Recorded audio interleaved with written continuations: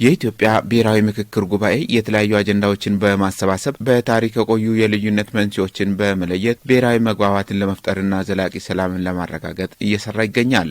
ሀገራዊ ተሳትፎን መሰረት ያደረጉ ውይይቶችን ወደ ተጨባጭ መፍትሄ ሀሳብ ማሸጋገር ላይ ትኩረት በማድረግ ከማህበረሰቡ የተሰባሰቡ ሰፊ ግብዓቶችን በውይይት በማዳበር ከመግባባት የሚያደርሱ ውጥኖች ላይ በስፋት እየሰራ በመሆኑ መጻኢ የኢትዮጵያ ተስፋ እጅግ የሚያስደስት እንደሚሆን የምክር ቤቱ አባላት ተናግረዋል።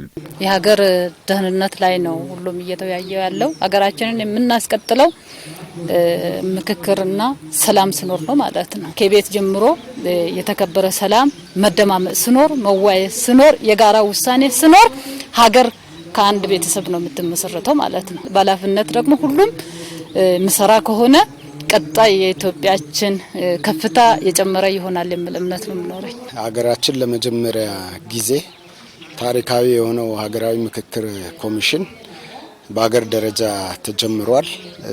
እስካሁን ያለውን ሁኔታ ያው በሚዲያ እየተከታተል ነው ያለ ነው። በጋራ አንዱ የሌላውን ችግር የሚያዳምጥበት መድረክ ተፈጥሮ ሀሳባቸውን፣ ስሜታቸውን፣ ፍላጎታቸውን በነጻነት መነጋገር የቻሉበትና የእርስ በርስ መስተጋብርንና ትስስርን ከመፍጠር አኳያ ትልቅ እድል ሆኖ ነው ያየ ነው። ሀገራዊ ምክክር መለመድም ያለበት ነው። እንደ ሀገርም ያልተለመደ ነገር፣ አሁን ግን መልካም የሆነ ነገር ነው እየተደረገ ያለው። ከቤት ጀምሮ በመመካከር በመነጋገር በመተሳሰብ ችግሮች መፈታት አለባቸው። የምክክሩ ተሳታፊዎች የቀረቡ ሀሳቦችን በባለቤትነት ስሜት በመፈተሽ ለሀገራዊ ጥቅምና ለሰላም ግንባታ ጉዞ ጠንካራ መሰረት እንዲጥሉም አባላቱ ጥሪ አቅርበዋል። የየራሳችን ፍላጎት ይኖራል። የየራሳችን ፍላጎት እዚህ ላይ የምናራምደው አይደለም። የተሻለ መቻቻልን ፈጥሮ ሀገርን የማስቀደም ሀገር ስኖር ነው ትውልድ የሚቀጥለው። ሀገር ስኖር ነው ደግሞ ልማት ምኖረው። ቀጥሎ ያለው ፍላጎታችን የምሟላው መጀመሪያ ሀገር ሰላም ሲሆንና ሀገር ስኖር ነው የሚለውን ቅድሚያ ሰጥቶ ተወያይቶ ውስጣዊ አድርጎ ማለት ነው ሀገርን ማስቀደም አለበት። አንዱ የሌላውን እየተደማመጠ አንድነታችንን ለማምጣት ሀገራዊ ብልጽግና ለማረጋገጥ ቀጣይ ለትውልድ ትልቅ እጣፋንታ ለመፍጠር ምክክር በማድረግ ለችግሮች መፍትሄ ለመስጠት የሚያስችል ውይይት መደረጉ በጣም የሚደነቅ ተግባር ነው። ይሄ ዝግጅት መዘጋጀቱ ራሱ ትልቅ ለኢትዮጵያም ሆነ ለማንኛውም ማህበረሰብ አስተዋጽኦ አለው ብዬ ነው የምወስደው። ማንኛውም ሰው የሚጠይቀውን ጥያቄውን ምላሽ ሰጪ አካል እስኪሰጥ ድረስ ተረጋግቶ ሁሉም ነገር እየተመካከረ የማስተካከል ስራ ለኢትዮጵያ የሚበጅ ለእኛም የሚበጅ ስለሆነ ጥሩ ስራ ነው ብዬ ነው የሚወስደው። በጉባኤው ሂደት የሚደረሱ ስምምነቶችንና መግባባቶችን በባለቤትነት ተቀብሎ ወደ ማህበረሰቡ ማውረድና ለተግባራዊነቱ ድጋፍ ማድረግ ከሁሉም የሚጠበቅ ታሪካዊ ኃላፊነት መሆኑንም ነው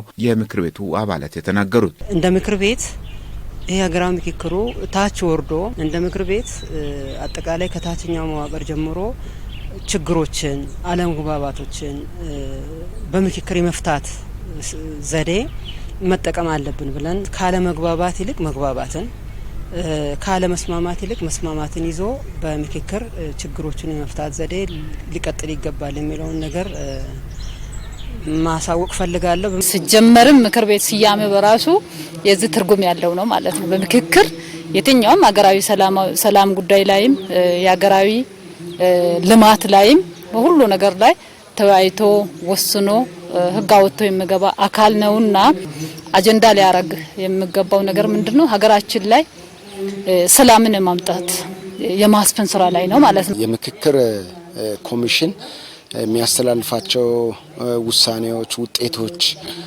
በቀጣይ ለህብረተሰቡ ተደራሽ ከማድረግ አኳያ እንደ ምክር ቤት አባልም እንደ ግለሰብም ድርሻችን ለመወጣት ዝግጁ ነን ብዬ አስባለሁ። እንደ ምክር ቤት አባል ያለው ነገር ካለበት ወረዳ ብቻ ሳይሆን በዞን ደረጃ የዞን ምክር ቤት አባል ስለሆንኩኝ በዞን ደረጃ የሚፈታው ነገር ካለም አብረን ለመፍታት ቃል ገባለሁ።